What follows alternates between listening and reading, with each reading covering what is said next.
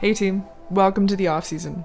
The Offseason is an exploration of athletic health, recovery, and performance told through stories of athletes and their medical and training team. I hope you enjoy. Now for a quick but mandatory medical disclaimer. This podcast is for general informational purposes only and does not constitute the practice of naturopathic medicine or other professional healthcare services, including the giving of medical advice. No doctor-patient relationship is formed. Use of this material is at user's own risk. Listeners should not disregard or delay in obtaining medical advice for any medical conditions they may have, and should seek assistance from their trusted healthcare professional for any condition. This podcast does not speak on behalf of naturopathic medicine and does not represent the views of the profession as a whole. Hey guys, welcome to the very first episode of the Offseason. This has been a long time coming, and this is definitely a passion project for me. On our very first episode, we have Galiardi. He's a former NHLer. He played for the Avalanche, Sharks, Flames, Jets, and we even saw him over in Russia for a bit. On today's podcast, we talk about so many different topics, from cold therapy to veganism and nutrition for professional athletes. We talk about his experience with an NAD IV and how he's trying to optimize his longevity. We even get into a couple past stories of the show, so stay tuned and I hope you enjoy.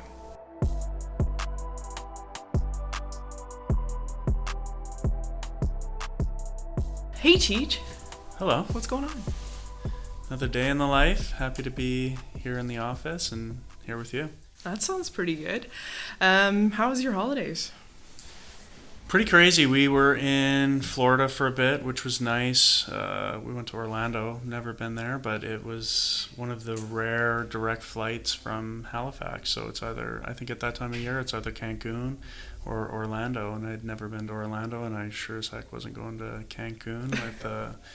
I guess my daughter was about a year and a half at that point, so no. Mexico's not the spot. No, I don't think Cancun is. Not in a 6-hour flight. Definitely wasn't going to be in the cards, so Orlando it was. Perfect. I saw you send me a photo of you coming out of the nicest sauna I've ever seen in my life. It was beautiful, yeah. So when I go to hotels now or resorts or anywhere, the first thing I check for is if they have a sauna, because I'm absolutely addicted to sauna. And then the second thing I check for is if they have a cold tub, which is super rare, but this place had a cold tub as well. So it was an amazing place. I went there every day and felt really refreshed after our trip. That's awesome. How did you get into hydrotherapy, or when did you start? It's a good question. It was probably when I was in San Jose. Brent Burns on the team, he had a really cool setup at his house.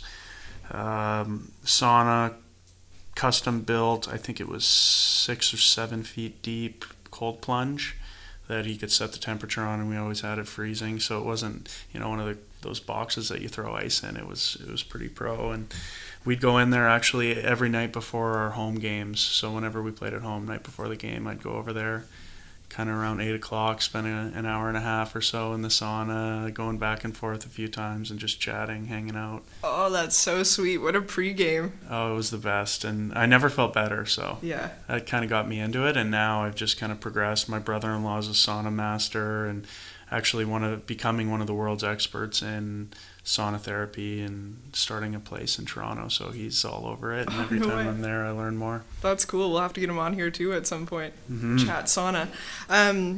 So yeah, when I first met you, you were kind of looking at human optimization. We're into that route for sure, and that's definitely what I love and a lot of what I do here. But do you want to give us a little bit of your history to start out with?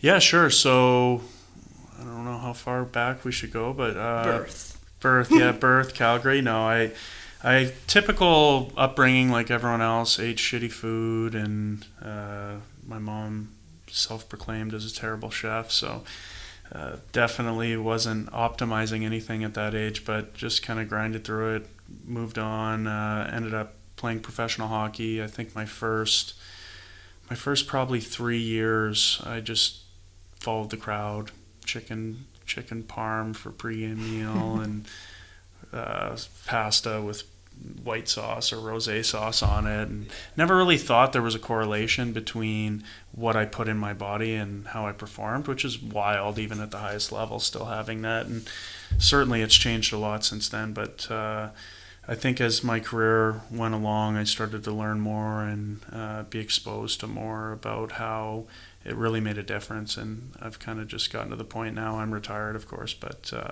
now I'm just trying to live to 100, 110. I'd be happy with Make your own blue zone, kind of? Absolutely. And I think with the way everything's going with technology, it's not out of the realm of possibility. So I like to set my goals very high. That's awesome. Yeah, it's so crazy to me, like even some of the athletes that I work with or even just hear on podcasts of what their food is and what they're putting in their bodies. And there is like a really poor correlation between nutrition and performance, which is still mind-blowing to me. And I think like I get it. When I played athletics, it was not like we had to deal with Smitty's. So you would get your pregame at Smitty's, and I would get like fettuccine Alfredo every time and wonder in the third period why I had no legs left. Like I couldn't do anything. So yeah, I think that correlation is slowly starting to be made, but it's still pretty slow coming, hey? Yeah, I think sport by sport, it's different for sure. You hear about guys in the NBA still eating like fried chicken, KFC the night before the game, which blows my mind. Yeah. But I don't know what the most progressive would be. Maybe it's just my bias because I know it more than anything, but I think hockey is probably on the forefront. And there's other sports that I'm sure they're putting a lot of money into it. But yeah, for me, I think the way I always looked at it is, especially as I got older, is if I can eat something that tastes almost the same, but will make me perform better, it's a no-brainer. And I think that's kind of where we're at now. And a good example is just whey protein versus plant-based. And they pretty much taste the same now, and why not? Yeah, definitely. So many guys say the whey upsets their stomach and it just doesn't sit right. So yeah, I've been using, a lot of the plant-based stuff with people, and they say it's a game changer for sure. Yeah, that's great. And yeah, I guess way back to your real question, human optimization. So moved out to Halifax, that would have been probably 2 years ago now, and shortly after that came across you because I was looking for who in the area is kind of cutting edge and doing something unique, and glad we met. And now I guess we can probably talk more about your specialties, because that's what everyone wants to hear about. Yeah, I kind of throw people, these bones and say like, do you want to try this? Do you want to get into this? So I think one of the coolest things for me that we've done is the NAD IV. So yeah, NAD is a molecule that our body makes. It declines as we age. Research shows it has a lot to do with cognitive function, longevity, functional cellular turnover, and just performance overall. So yeah, there's a lot going on there, and as you can attest to, it feels horrible going in. What was your experience like? Well, from what you taught me, there's two ways to do it. You can do a push IV, which is the one we did, of course, and then a drip IV, correct? Yeah. So I like to do things as an experience, and I had heard about some people, and the ones that I had seen, they were push IVs. So I figured, even though it's supposed to be one of the hardest things you'll ever do, and make you feel like you're going to have a panic attack and so on and so forth, I figured I got to try this. If other people are doing it and they're still alive and feeling good after, I'll try it out. So I think our first session with it, at the very start, I was thinking in my head, okay, this isn't so bad. It just feels like maybe a little pressure in my chest and my stomach area. And then as it went on and we were getting more into my system, I certainly had that experience of, okay, this is kind of making me freak out. I was almost, I don't want to say dizzy, but almost like lightheaded. And then I got to the point where it was probably the closest I've ever come to a panic attack. And I think it's funny looking back on it now. You did a great job of calming me down, walking me through, just taking some deep breaths. But it was a crazy experience. And I have friends now that I've told about it, and I'm always telling them, you got to try this NAD. And people are too scared. I think that's a problem. Yeah, pushing yourself is a little bit. And it is... for the research-wise, we're slowly starting to see, I think there's one study that has come out that says it actually is getting into the cells. Anecdotally, there's tons of stuff out there for benefit with neurodegenerative conditions, chronic illness, addictions. They're using it a lot in like Vancouver and stuff for addictions. Alcoholism is another huge one that it's beneficial for. But yeah, the most realm that I use it in is human optimization. And we've done a bunch of stuff at this point with you, like glutathione pushes and, the basic Myers nutrient IVs and stuff. Do you notice like benefit after? Yeah, I think so. I mean, I think you get that kind of mental clarity. It's, it's hard to really pinpoint because I live a kind of a crazy life with family out here, and I got a young daughter and working in a startup. It's nonstop, but I think it's just kind of being in that level field where you're not too high, you're not too low. It's what every athlete wants to get to, and I still live my life that way. I try not to get too high or too low, and have that even keel, and I think it helps with that. Yeah. There's stresses in everyone's lives, whether you're in sport or whether business and just day-to-day life. So if you can take something that, what did that take? Half an hour for us to do those NAD pushes? Like, why not? It's a good opportunity to see how you feel after. And if you already live a super healthy life, I mean, I've been plant-based for, I don't even know how many years, like probably 5 years now, and maybe even more. So I probably feel less of a benefit than most people would. I mean, if I was like crushing Big Macs and hacking darts, I think I'd feel better after the NAD, whereas when I do it now, I think it's just a little bit of a supplement. Yeah, for sure. And like that's the thing too. When we took your history, it's like, wow, what could I offer you that you aren't already doing for the most part? Yeah, and then just kind of going back to your sports career, when we talk about stresses, I find like a lot of athletes coming in, and they usually fall into two categories. And I think Andy O'Brien does a really good job of like kind of breaking this down of the sympathetic versus the parasympathetic athlete. We haven't really talked about this before, I feel like, of what category you kind of fall into, but would you know what I'm talking about if I break it down that way? Yeah, I think so. Yeah, so would you say like you were one or the other, or would it fit one way or the other for you? So if we talk about sympathetic, it's kind of like fight or flight all the time, just waiting for the fight, ready to go, on it all of the time, whereas the parasympathetic is more kind of come what may, you kind of react in... I always like associate them with like the parasympathetic reminds me of surfers a little bit more, whereas the sympathetic would be, an MMA fighter or something. It's a good analogy. I'm definitely on the parasympathetic side. Yeah, I get that. Pretty chill, probably pissed a lot of my coaches off because I tend to be more laid back than most hockey players, and I don't know, it's hard to change your nature, so I'd always just kind of be cracking jokes right up until the second we stepped on the ice, and sometimes even while we were on the ice, regardless if it was game 7 in the playoffs or game 1 of the year or even exhibition. So it's hard for me to rev myself up to be super angry, I guess, but I kind of learned my strengths and just said, this is me. You either like me or you don't, and I'm still like that to this day. For sure.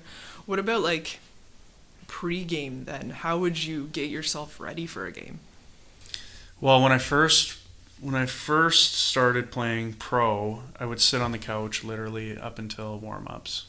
Put my gear on, go out, warm up, and then play a game. That's so crazy to me. Yeah, and then as I got older, I figured, okay, I got to start to warm up. I had some injuries and was taught more about the importance of actually warming up and preparing your body for a crazy sport like hockey. So started to do more, the typical dynamic warm up and different things like that, and tried all different sorts of things. But I think for me, I just kind of have to snap myself into it. It was almost like the light switch analogy. It just flicked the light switch on when I needed to go on the ice, and same thing, like I said, it pissed off a lot of coaches. I bet it did. They're always looking for that like fiery guy coming out. Did you see that in some of the other players that would have like the pregame pukes or?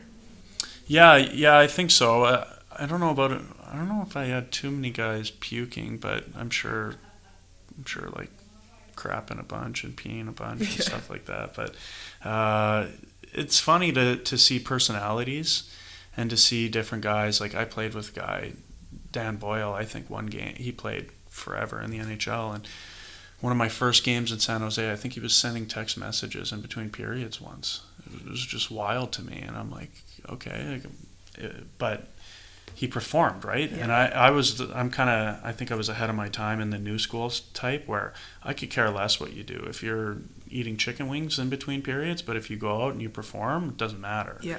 I think a lot of it is optics, and it's almost like the coaches that they love a guy that gets on the ice 30 minutes early and is working on a shot.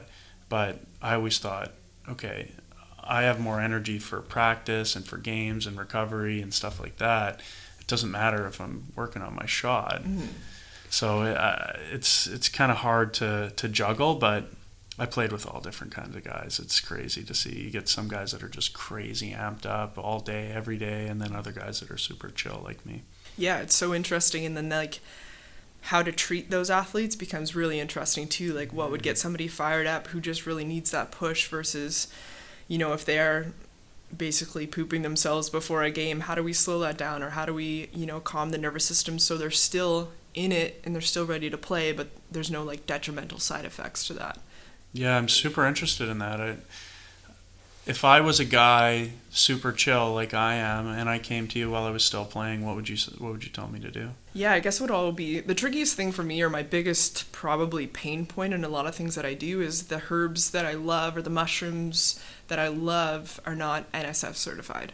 So I feel like I'm working with, the knowledge but a hand tied behind my back for a lot of it.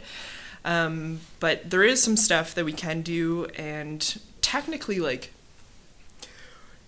not a lot of stuff is really going to show up in a P test, but I would never want to take that risk with someone, So if anything ever came back on me, that would be the worst thing ever.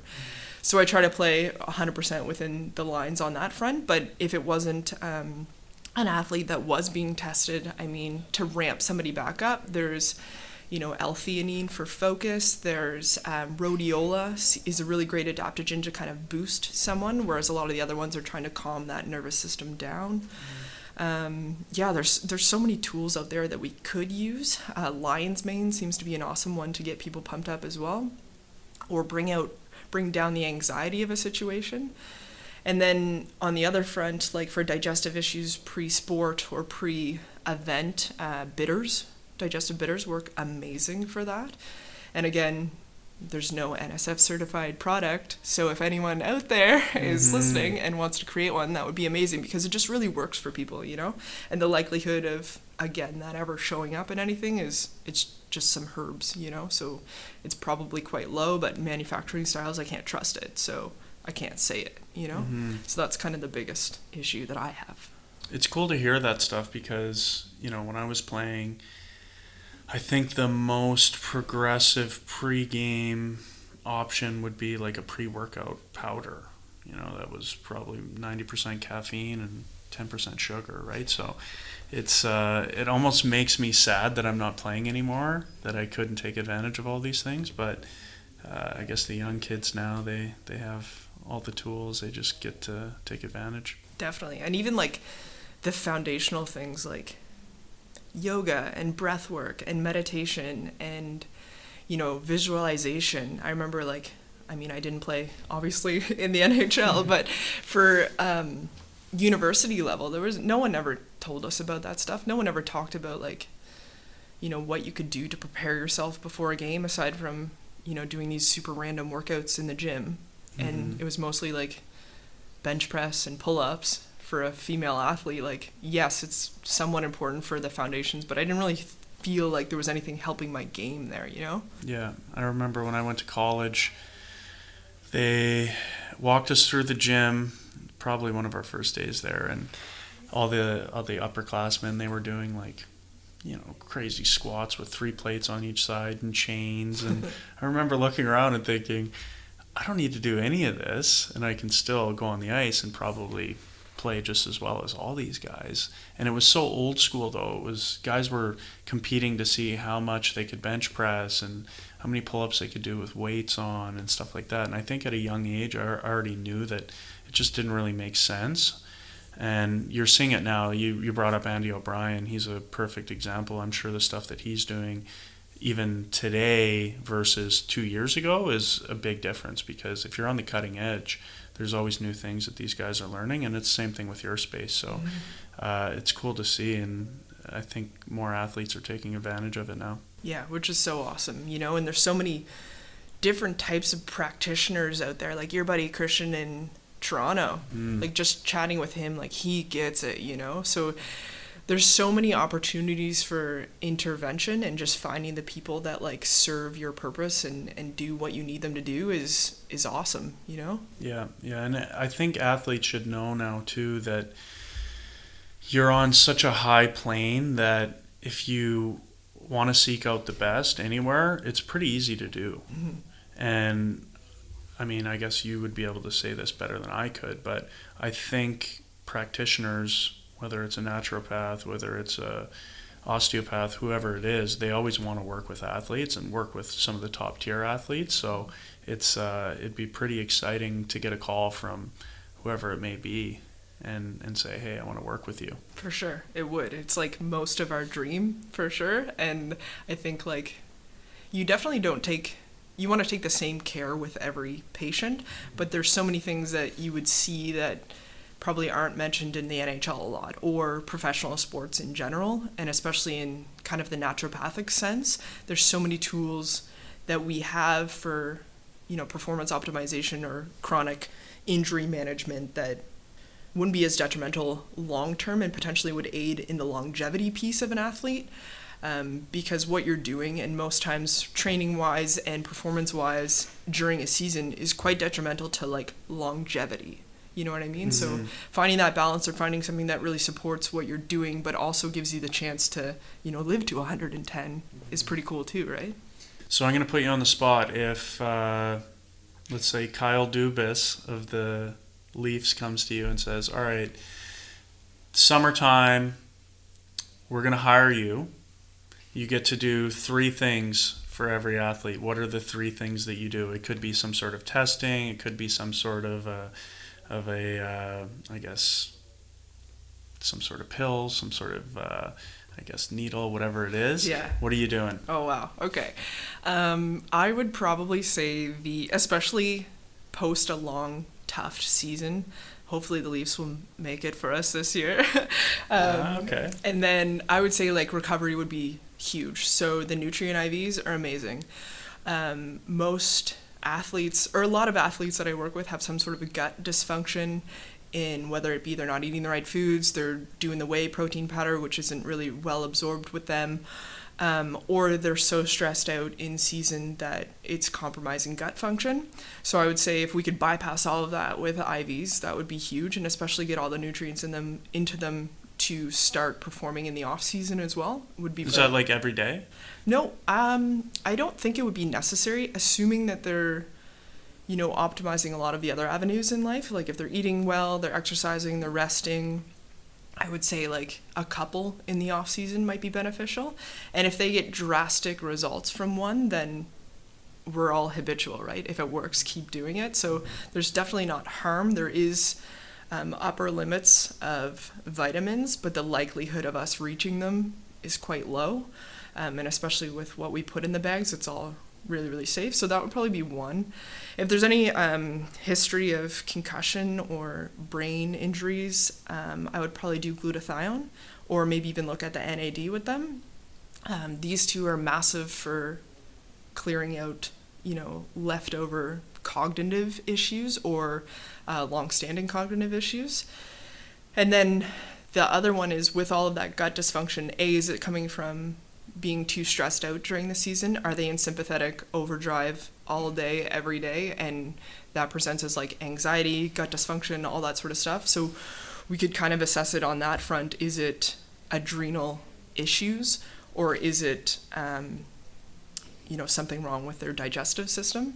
So if it's digestive system route, I would probably look at like food sensitivity testing, just to see. I don't want to take food away from athletes. They're already restricted. They already have a lot of limitations on what they can do. So I see the benefit of food sensitivity to just figure out those foods that are bothering you and take them out. I'm glad you brought that up. That would be the number one thing that I would always tell guys to do, because I think it was probably 6 years into my pro career, I finally had a food sensitivity test, and the number one thing was egg whites for me, and I used to have an omelet every day. Yeah. So it's crazy. You think about all that added inflammation for no reason. Yep. You don't really need to have an omelet every day. So it's I was kind of in my head wondering if you'd throw that in there as one of your top 3. Yeah, it gets ripped on a lot, and I think with athletes it makes so much sense to me because we're looking for what your body is mounting an immune attack against.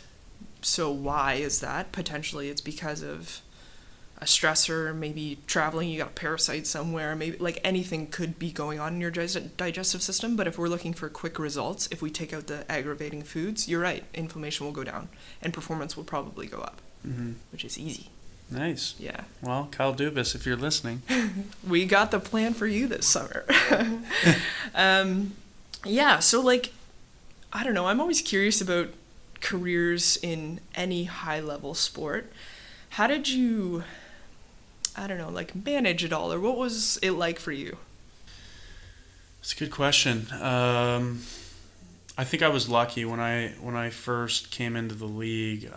My agent was the same agent as Paul Stastny, and he connected us and said, "Hey, Paulie, do you mind if Gali lives with you during training camp?" And it was my first training camp, and I think he begrudgingly said, "All right, I guess. I don't really know this guy, but sure." And then after training camp, him and I got along really well, and he said, I had made the team, and he said, "Do you want to just stay here the whole year?" So I had a really good guy to look up to, and he was a great pro, so he taught me so many things about kind of how to carry yourself and just little things. Like I don't think I had ever really cooked myself a real meal, and him and I living together, he kind of taught me more than one thing about how to cook, and I still don't think he's the best chef of all time, but I definitely learned a lot from that, and you just kind of are forced to grow up. Mm-hmm.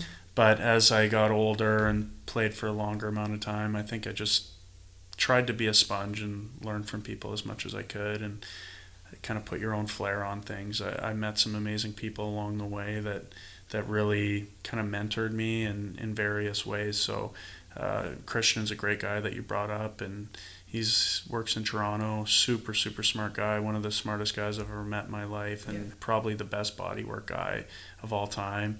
And he taught me a million things, and then you just kind of you're building your foundation, and then you get to the point where you figure out what works for you. And I think that's kind of how my career went as far as like nutrition and then just lifestyle. Sure, when I was a young guy, I would go out the night, or a couple nights before a game when there was a green light and stuff like that. But it's you learn more about how much it affects you. I think when you're young, you don't really feel it. Mm-hmm. You could go out all night and play a game the next day and somehow manage, but eventually it catches up to you. Yeah, for sure. What was the transition like, or from the NHL to the next leagues? I think the difference is pretty big, but at the same time it's not, because hockey's hockey. Mm-hmm. I think just the top end talent is different. I mean, there's no Sidney Crosby playing in Russia, right? So it's that's number one as far as the on ice product goes, and then off ice, it's a whole nother world, especially when you're talking Russia. Yeah. There's just some things that happen there that you shake your head and laugh at, and it's a great life experience. But there's a big difference between staying at the Four Seasons in New York versus some place that you can't pronounce in Yaroslavl, right? So it's different in that front, but hockey's hockey. Yeah, definitely. Is there any crazy stories that you can share with us? I feel like I'm putting you on the spot for that one. Well, not really, but I think you and I talked about it actually last time I was in here getting an IV, is they really push IVs onto the players, which I don't think is a bad thing. I would always try to find out what was in the bag. Mm-hmm. That's good on you to do. Yeah, and sometimes you have no idea, right? You just kind of have to trust what they're doing, and I don't think they ever put any steroids or anything crazy like that into my body, but I'm an experimenter, and I'd always say, all right, boys, go ahead, just poke me, give me whatever it is. And sometimes there was some stuff in there you felt amazing, mm-hmm. and then there's other times that it's probably not really doing anything. Mm-hmm. It's overkill, if anything, out there. But as far as crazy stories, nothing comes to mind. Yeah. we had a machine there, actually. This is kind of on the context of what we're talking about. It was almost like a full body suit that you'd lay on this table. Have you ever seen the Normatec? Yeah. So it was almost like a Normatec, but it wasn't really filled with air, and it had like electrons in it. So picture laying on a table, a therapy table, with almost like strapped down, and then they put an IV in your arm, and then they connect a machine to check your heart rate. So they're putting like something into your system, probably like a Myers cocktail or some sort of a vitamin drip, and all the while this machine is syncing with your heart rate. So when your heart beats, this machine squeezes you and puts like electricity into you.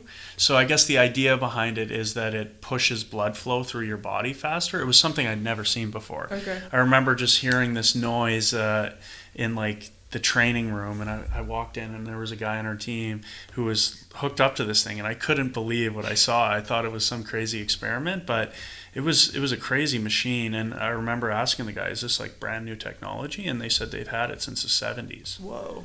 So are we missing out over here or what? I don't know. And I asked the guy, a Russian guy, of course, that was on the machine. I said, is this thing good? And he's like, I don't know. They tell me to do it, so I do it. And I never got the chance to jump on it, but that was a crazy thing to walk into. Yeah, that's pretty wild. And especially, well, was there anyone, like, was the translation pretty good for you, or people spoke English well enough that you knew what was, for the most part, going into you, or? Our doctors, we had 2 team doctors that I don't even know if they're doctors, to be honest. Who knows what they are, but they both spoke English, very broken English. They probably, I would still use Google Translate when I talked with them. Yeah. But their favorite words were injection.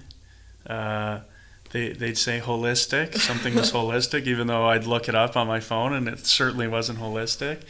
And they always would just they love to pump you full of different minerals and different random stuff. But the English, our coach spoke English, our video coach spoke English, and then probably most of the guys on the team spoke a little bit of English, but everything's in Russian.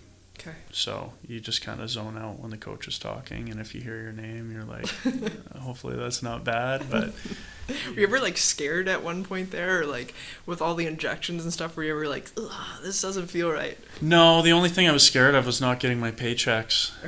So were they sketchy sometimes? No, they all came, but I had a crazy thing. Like I got an infection there from a needle that probably wasn't fully clean. Ugh. And ended up missing the last month of the year. So it was a little sketchy on that front of if they were going to pay me. They were trying to get me to play, even though I had gone to a specialist in Moscow that said you can't do anything for at least a month. So it was tricky on that front, but still I look back to my experience in Russia, and I'm so glad I went there. Yeah. It was something that not many people are ever going to go spend time there, especially playing in a professional sport.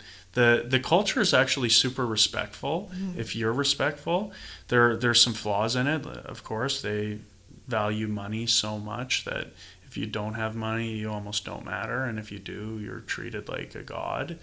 So there's flaws, and I'm sure people could say that's the same way in America and Canada, but it was an experience. Hey guys, I hope you're enjoying the podcast so far. I just wanted to reach out and let you know where you can contact myself and some of the guests. TJ's an open book. He's a wealth of information. He, later in the podcast, is going to talk about one of the new projects that he's working on, which is Outcast Mission. So you can follow that at Outcast Mission on Instagram. The supplement company that he refers to a couple times is TDF Sports. Again, same name on Instagram. And for me, you can reach me at sports.cokes on Instagram. So I look forward to hearing from you. How did you know you were done hockey? I think I knew I was done before I actually was done, but I just played to get a paycheck and wasn't exactly sure what I was going to do. Yeah. But after my last year in Russia, I knew 100% I was done. and I was ready to go. And I just wasn't enjoying going to the rink. And I'm sure I could have played. I probably could have played for another 5 to 10 years, no joke. Yeah. I feel like I could easily put on my skates, and if you gave me 3 weeks, I could play in some obscure league in Europe. But I just wasn't enjoying it, and I think for me, I just said I gotta step away. Yeah. And did it feel like the right move, or were you still questioning it a lot? No, 100% felt like the right thing. I've put on my skates once since I retired, and I guess it's been 2 years, maybe a little, something like 2 years. And I was not looking forward to putting them on, and I have no interest in putting them on again anytime soon. That's so interesting to me that it just kind of, I don't know, that not the drive. I mean, you're just passionate about a lot of things, but like something that it took up so much of your life and so much of your time, you're just, I'm done now. I still like watching, though, actually. I mean, living in Atlantic, Canada, or on that Atlantic time zone, it sucks because, the earliest game starts at 8. Yeah. Which is a nightmare, especially if you have a young kid and you're trying to get some sleep. But I'll still watch the highlights in the morning. And I think part of it is just keeping up with friends. And then the game is so interesting now. The guys are so good. Yeah. Like I was watching highlights from that Leafs game yesterday. This Matthews is so good. It's crazy. It's ridiculous how these guys shoot the puck. Yeah. I couldn't in a million years. Like, you know how if you shot 10 pucks, sometimes that one shot is just particularly amazing? Yeah. You could give me 1,000 and I can't shoot like this guy's worst shot. It's crazy. It's so wild, and it's so, I don't know, they get chirped. Like, these guys are getting chirped all of the time by podcasts and all this sort of stuff, and my heart kind of breaks for them, and all of, like, the social media that's just tearing them apart, and I'm just like, guys, like, you're so good. And most of us never even dream of being anything like that, Yeah, it's crazy. And then I wonder too, I think that's part of my curious mind now as I go, is this guy seeing a naturopath? Like, is he doing anything, or is he just kind of like your typical guy that just eats whatever's put in front of him? Yeah, and that always, like, ever so slightly maybe terrifies me of, like, there's some people out there just eating chicken wings and french fries and they can perform at that level. I'm like, everything I know, is it real? Yeah, that's true. I think it's something that you go back and forth on, and I saw it firsthand. Like, I played with guys that were, top 3 guys on the team, and they were eating chicken wings and just ridiculous, like 2 bottles of wine night before game, and you're like, how's this guy performing? Yeah. Does it matter that I'm eating a vegan meal and like never putting sugar in my body and getting 9-10 hours of sleep? I'm like, am I doing something wrong? Do I need to try what he's doing? Yeah. And I feel like that one potentially comes back to that longevity piece too. Like, our bodies are amazing. They're so adaptable. They bend over backwards for us, literally and figuratively, every day. So potentially, once the season's done, once the off-season is there kind of forever, maybe the interventions that you did might keep you going longer. Mm-hmm. Yeah. Maybe. It's wishful thinking. Let's hope, because I base most of what I do on that. Yeah. Yeah. Yeah, I was thinking the other day, actually, something I wanted to chat with you about is one year we were playing in playoffs and I got hit from behind, and in the same hit I had a grade 2 separation of my shoulder and cracked a rib. So I think it was game 1 too of the second round, so I couldn't even lift my arm. Probably, I don't even know what percentage of the way I could get it, but it was brutal. And then my ribs, if I took a deep breath, it hurt. So of course I was going to play through it, but they would freeze my AC joint before the game, right before warm-ups, but they couldn't freeze my rib because the fear of poking a lung. Yes. Puncturing the lung. So I was taking like a Toradol or Tramadol or whatever it was, and after the fact, so I played 6 more games like that, and you get on the ice and you feel like Superman still, which was crazy. I mean, I'd be hitting guys and getting hit, and then I'd get home and it would wear off, and if I moved or sneezed or did anything in bed, it was like excruciating pain. But I'm curious, as something like that, had I known you at that point, the second we were out of playoffs, what would you do with someone like that? Yeah, so it's tricky because for athletes, it's a different game that we kind of play with athletes. And like when we look at the research on corticosteroid injections, it wears away at the tissue, especially repetitive ones. So it is a go-to for a lot of people, and if you had to play next weekend and you were in that amount of pain, I'd be like, you know what? Let's do it. Or get a doctor that could do it for you. But long term, it's not good, and non-steroidal anti-inflammatories like ibuprofen and all the ones that we give you, now the research is showing that it's affecting testosterone, it's affecting gut health, all these types of things. So the long-term effects of these things is horrific, and it really comes down to, I think, maybe informed consent. Like, if you understand what I'm telling you, you understand the risks, and you still say yes, what am I going to do, But for me, what I look at is, how does the body heal itself through an acute inflammatory response? So my jam with a lot of that stuff is prolotherapy and platelet-rich plasma injections, and I personally can't do them, but stem cell injections. And I think that's the way of the future, to give the body its ability to initiate that inflammatory response versus suppressing.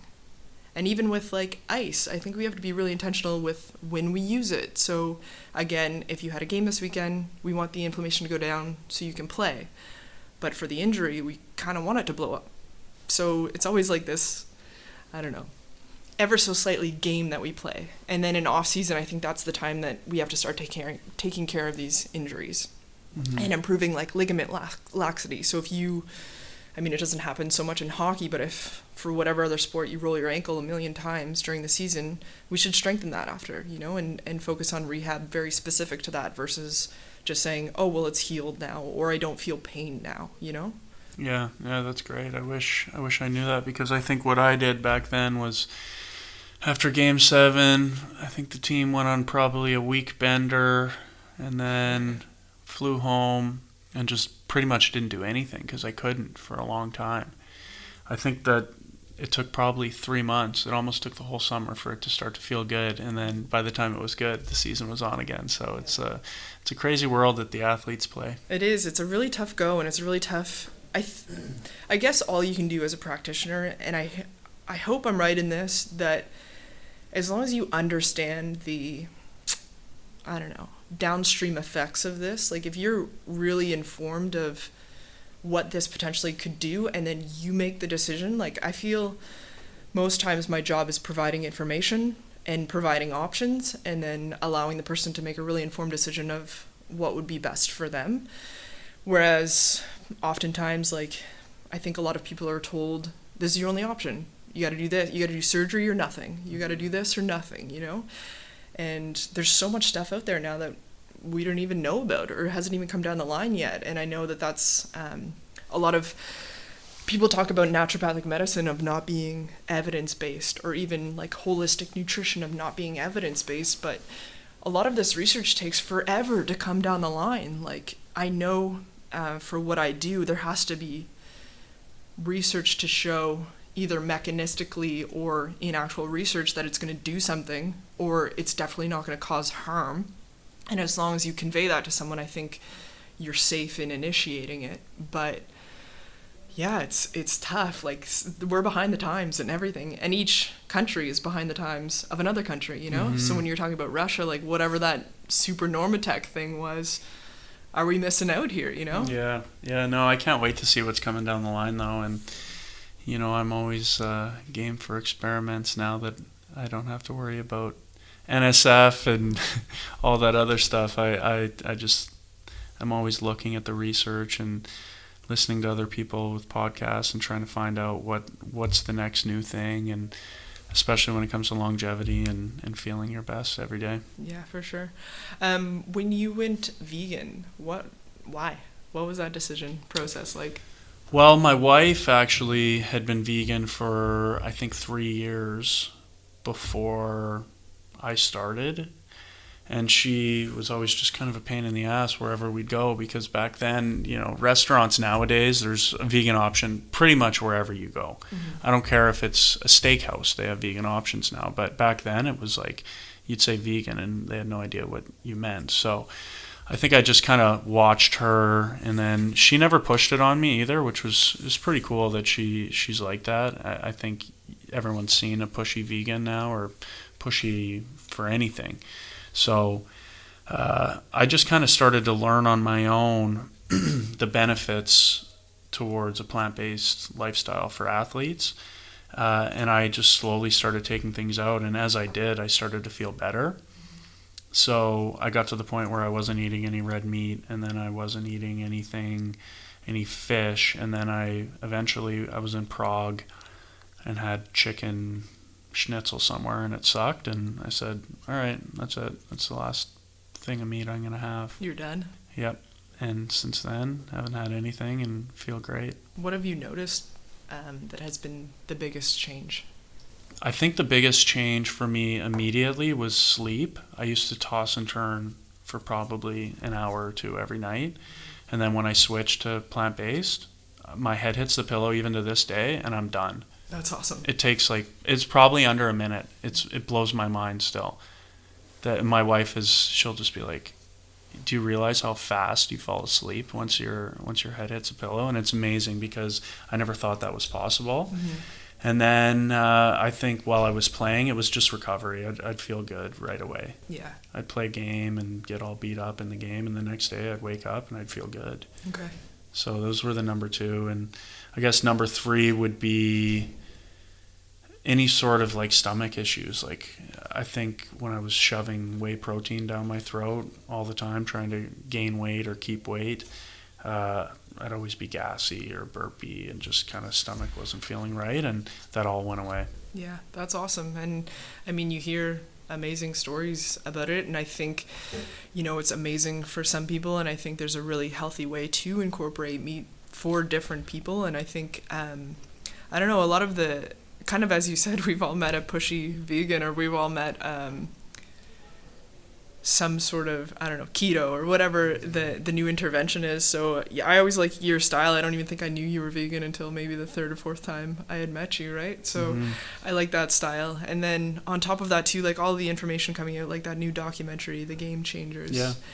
I'm glad it came out. I think it's good that for people to see the crap that they're putting in their bodies, and I think there's value there. And I think when James kind of breaks down the science, there's science is coming out that it can be beneficial. So I think there's just a way to do everything, and it all depends on the athlete for sure. Yeah, I think people they take things too personally. Yeah. You can live a healthy lifestyle in various ways. I think the issue is the vast majority of people that are on this standard American diet. That's where the problem is. Yes, definitely. And what's the point in me, let's say, a vegan battling against some guy that's keto and he's eating super clean, and the meat that he gets is from his buddy who's a farmer, and all that. It's almost pointless. Yes. Let's just put our energy into living our own lives, feeling good, feeling healthy. And if someone that is not on that path wants to talk to me about it, I'm always happy to open up and say, here's my experience. Yours might be different. We talked about Burnsy earlier in this. This guy eats a tomahawk steak the night before a game, and I'd sit there, he'd have that, and I'd have a vegan meal. And we're not butting heads. I could care less what he eats. Yeah, exactly. It's just people take it too personal, and they love to argue and battle. It's just, listen, this is your play, this is mine. I feel good this way. If you want to try it, great. Yeah, and I almost even feel bad for people. I mean, I guess I've studied nutrition for 12 years at this point, and I still don't know. And it sounds weird to say because that's my job, but I don't think there's one thing out there, and I'd never think that there's going to be a new diet that comes out that is revolutionary and is perfect for everyone. So I think it's unfortunate for the general population, and even athletes too, to think that there's one that it's going to optimize everything, and it's tough to convey that information. Everyone's like, well, should I intermittent fast? Should I, not do this? Should I not do this? And I'm like, well, it depends, If you're super stressed out, no, you shouldn't put more stress on the body by not eating. Probably not, And it just all depends. If you're a woman, it's different than a man. And a lot of the research that is ever done is college-age males, because that's who they can get for pools of research, right? Pay them $20. Yeah. Who's going to be there? And goodness knows what they were doing the night before. Mm-hmm. So is that skewing the information? Probably. And also for nutrition, like, we're horrible at recalling what we ate. So there's not a lot out there research-wise that is anything that I could pull and say, this is truth for everyone, you know? Yeah, it's tricky. It's the more I learn about it, the more I realize that it is a huge problem, but I'm not going to be the guy that's fixing it. It's too much work. Yeah, and that's fair. Like I said, I would love for someone to come to me and say, okay, I what I've been doing hasn't been working. I want to try what you're doing and actually be committed to it and see what happens. Yeah. You know, everyone's seen the before after pictures on Instagram or wherever else, but it's different if it's someone that you know or that's someone that has come to you. So if anyone out there is listening, I'm happy to give you what I eat. 2 cents on it? Yeah. For sure. Major injuries while you're playing in the league, like, I know you've obviously had some, and I think we talked about, like, your forearm injury and stuff like that. What was it, both wrists? I broke both wrists, yeah, so those were pretty major. I broke my ankle, stick in the eye, that shoulder one I told you about. I separated my other shoulder, I think, twice. Had a back injury. So I've had everything, but I think what I did was I just listened to what I was told and did it. And I think that's probably still what happens with 99% of athletes is you just trust the trainer and say, okay, well, if I'm going to surgery tomorrow, I'm going to surgery tomorrow. Yeah.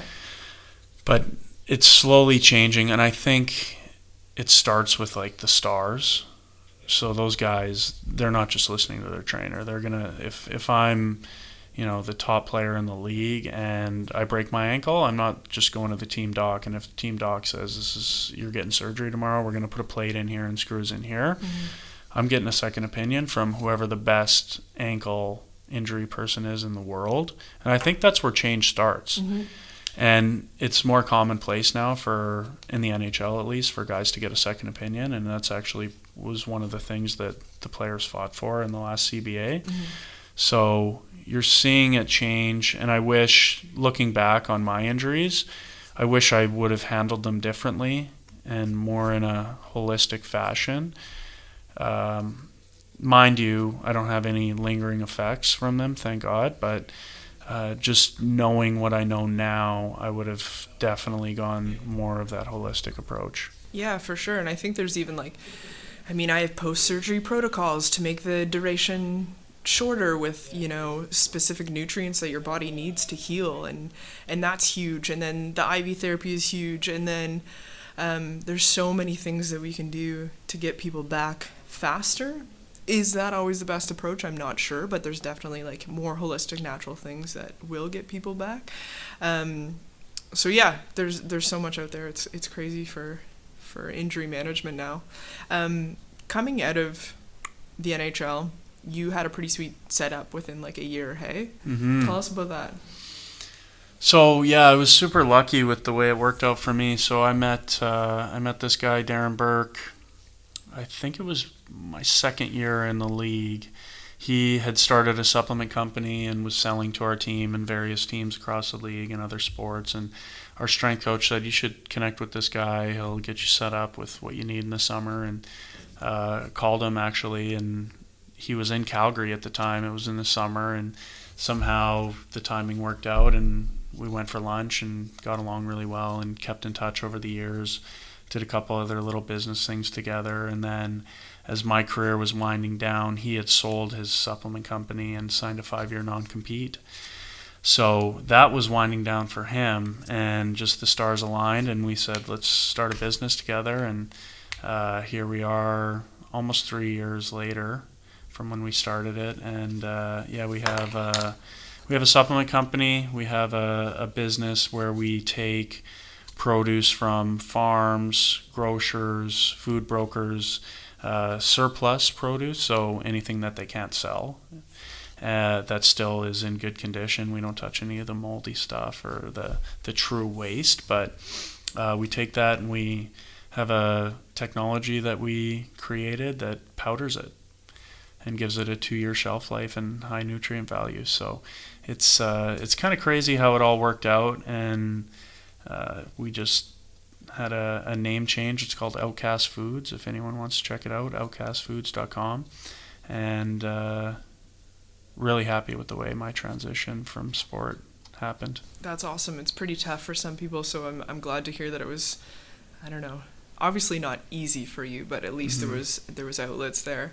The supplement company is awesome, and it has the NSF certification, which makes me so happy, obviously, because I can actually use it with the athletes.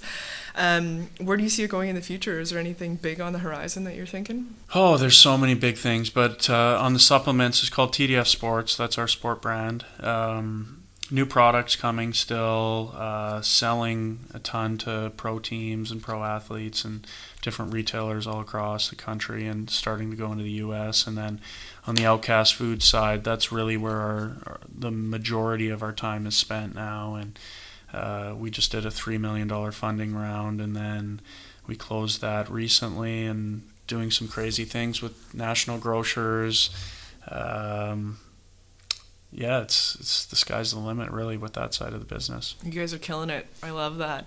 And the sweet thing when I first saw the TDF supplements too is when I looked at the ingredients, the dosage was actually functional, and the ingredients that you guys use made so much sense to me. So like the Real Energy supplements you guys have, like it combined caffeine with L-theanine, so you're gonna get the buzz of caffeine, but not without the shakes, and the, especially if you're going into a workout or into like a really functional day that you can still be stimulated but stay focused.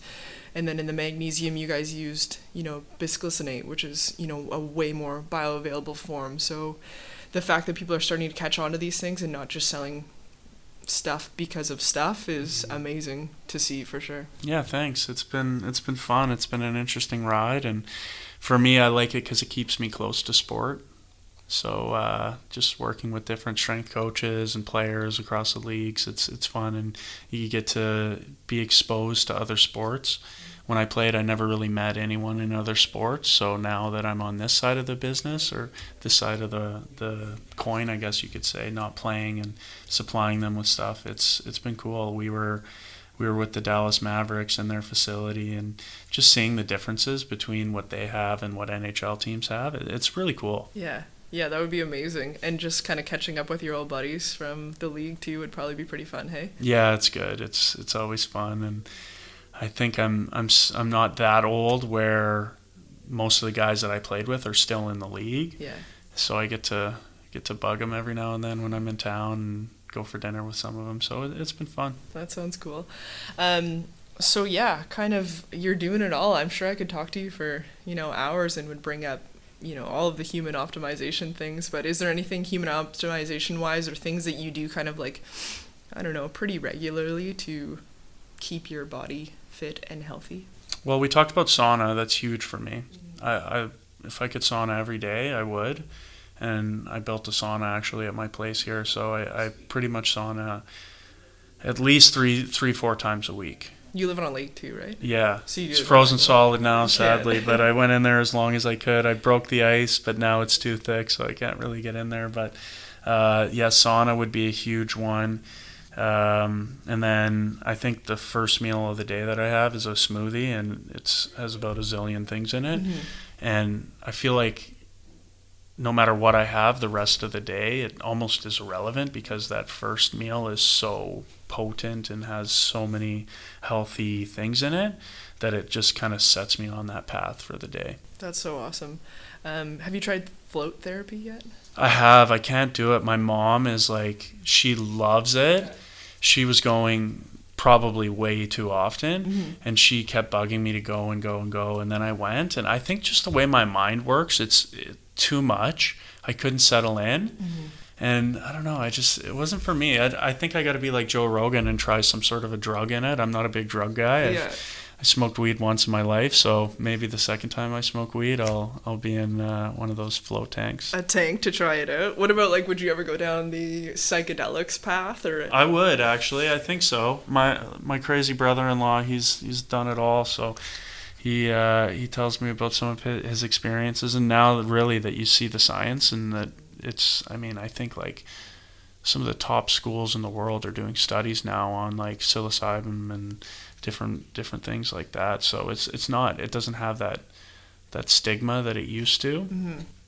So I'd be down. Yeah. I told you I like experiences. if someone came up to me one night at the start of a night out and had some special mushroom that was going to make my night better, and I'd be down. You'd try it out for sure. That's cool. Yeah, no, I think I love the research, and it's always fun to see that part of thing, but even like a new life experience, there's so much to that as well, assuming that you're safe in that environment, I guess. Yeah, I had a friend tell me 2 nights ago that he tried LSD. Whoa.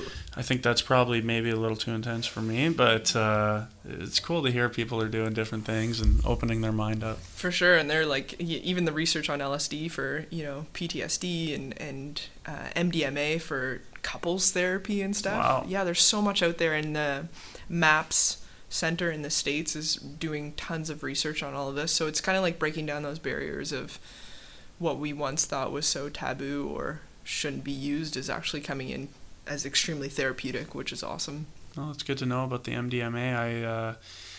I was at a club once in San Francisco. Crazy. During my San Jose days, and